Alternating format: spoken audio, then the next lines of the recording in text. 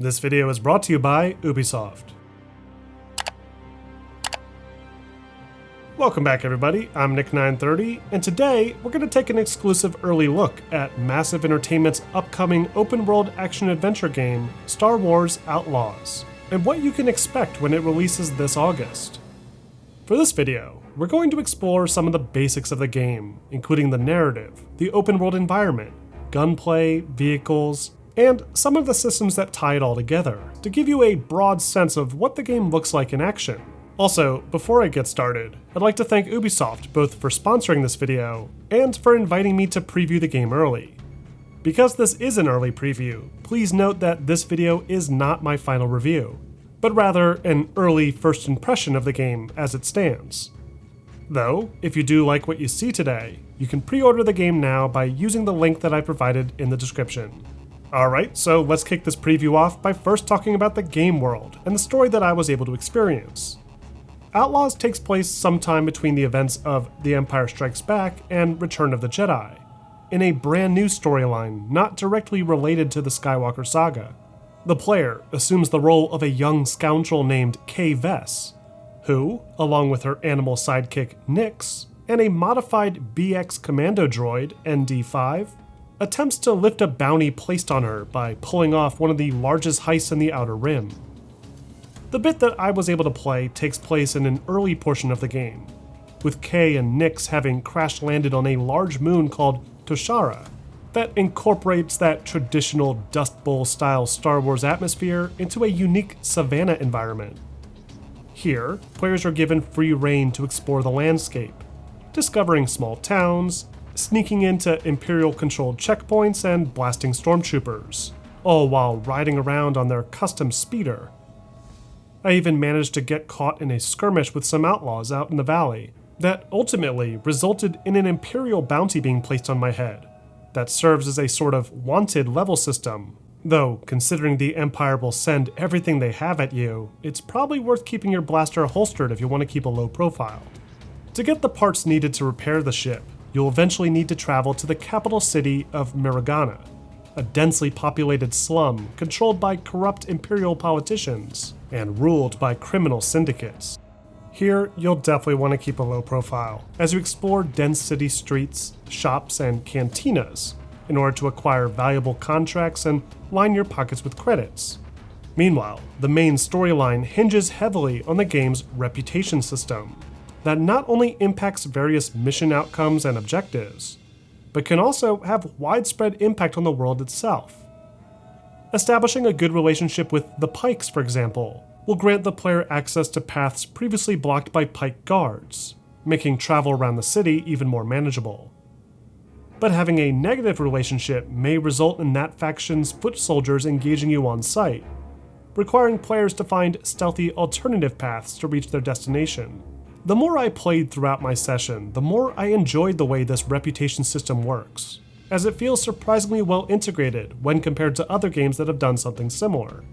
There's a lot of small details like background NPCs that will react to events and behave differently, increased or decreased Empire presence, and other benefits for players to take advantage of. That being said, the story isn't going to branch too far off depending on the choices made. One of the missions that I played involved tracking down a traitor who had fled off planet.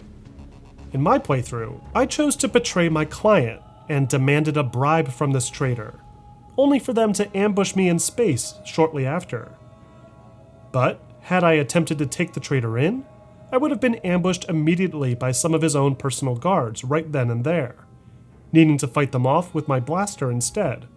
So, while everyone's experience will be different as they play through Outlaws, the resulting outcome seems to be consistent in order to maintain a single, cohesive narrative. Unique to my preview event was an additional hour spent on the planet Kijimi, the very same planet seen in the film Rise of the Skywalker. Here, I was given the opportunity to infiltrate a heavily guarded facility run by another faction, the Crimson Dawn, in order to establish a new alliance and gain leverage. The environmental space here was narrower than what we saw on Toshara, with its own set of vendors and cantinas, though no indication of any massive open-ended valley to explore on a speeder. Even still, The level of detail in the snowy village area was fantastic, with all kinds of cool details that Star Wars fans will be intimately familiar with. I was especially impressed by the visual complexity of these areas, as there's some really nice lighting design, dynamic ground deformation for things like footprints, and some convincing particle density. The animations for NPCs alone are very impressive, and really help sell that illusion of stepping into one of these classic Star Wars movies. As for the actual gameplay systems themselves, Outlaws offers a little bit of everything across the board, from stealth and combat to cinematic speeder chases and dogfights in space. Most of the game seems to lean more heavily towards Kay's stealth capabilities, as she can use the data spike tucked in her hair to pick open locks, along with a special kit that can be used to splice into terminals. Kay also can make use of a grappling hook to help swing across gaps or move between vertical spaces. All the basic stealth mechanics that you'd expect are here too, like being able to crouch, hide behind cover, duck into tall grass, and neutralize guards silently. But what helps set Outlaws apart from most other games using these features is her adorable partner, Nyx, who can be called upon at any time to perform a variety of contextual actions. Nyx can, for example, be used to distract nearby guards, usually playing dead and making cute noises off to the side. You can also pulse the area to highlight enemies through walls, or even be sent to sabotage defense systems and drop objects onto unsuspecting enemies. In combat, I found Nyx to be extremely helpful, as he could be used to grab weapons out of reach, and even sent out to trigger a thermal detonator on an unsuspecting enemy. Though Nyx isn't Kay's only offensive option, she's also armed with her own personal blaster that could be modified to fire differently depending on the installed module. For heavier targets, Kay can temporarily wield larger two-handed weapons, though these appear to be limited and can't be holstered, likely to maintain her blaster as her go-to weapon of choice throughout the story. To make up for this, Kay can also trigger a powerful multi-shot attack that, when charged, can be used to freeze time and target multiple enemies at once. Though, it does require a lengthy cooldown, and should only be used in the most desperate of situations. In general, the combat doesn't really blow me away. It's fine for what it is, but I would be interested in seeing what other upgrades can be unlocked later on to expand on these mechanics more.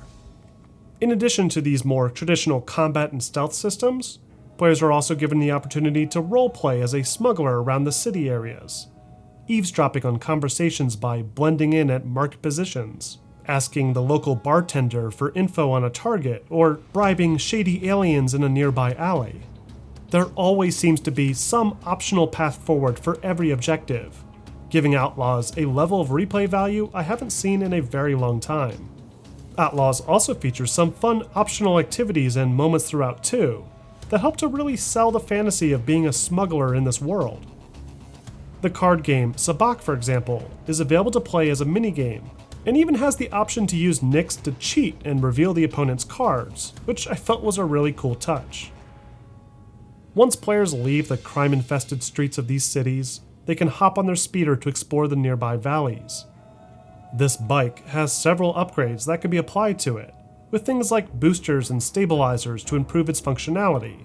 And finally, we have the Trailblazer, Kay and her team's retrofitted EML 850 light freighter, equipped with custom thrusters, blasters, and hyperdrive module. With this ship, players can hop in the pilot's seat and fly straight off of the surface of the planet and into space, where they can board other ships, engage in aerial dogfights, and retrieve loose cargo from other destroyed vessels. These sequences are slightly limited, as they're essentially set zones adjacent to each planet, and there's no way to seamlessly fly between them without using hyperdrive. Though there's still more than enough space to maneuver and explore to really sell that Star Wars fantasy. So overall, Star Wars Outlaws feels like a very solid single-player experience, with a lot of variety to its gameplay, all centered around balancing reputation across multiple criminal factions. I can honestly say I walked away from this demo impressed. The city streets, with their dynamic speeder traffic, Imperial patrols, and seedy criminal presence, felt extremely believable. There were moments that felt like they were taken straight out of a movie, all fully incorporated into an open-world setting. and I was consistently impressed by the visual quality of even this early build. Excited to see how much better it would look when playing natively on my own machine. That being said, I did note some concerns that I had with my experience, mainly the lack of additional combat abilities like being able to grab enemies and hold them hostage, or take them out from around corners. I also wasn't terribly impressed by the game's vehicle play, as there doesn't seem to be a way to shoot Kay's blaster freely while riding around on the speeder bike.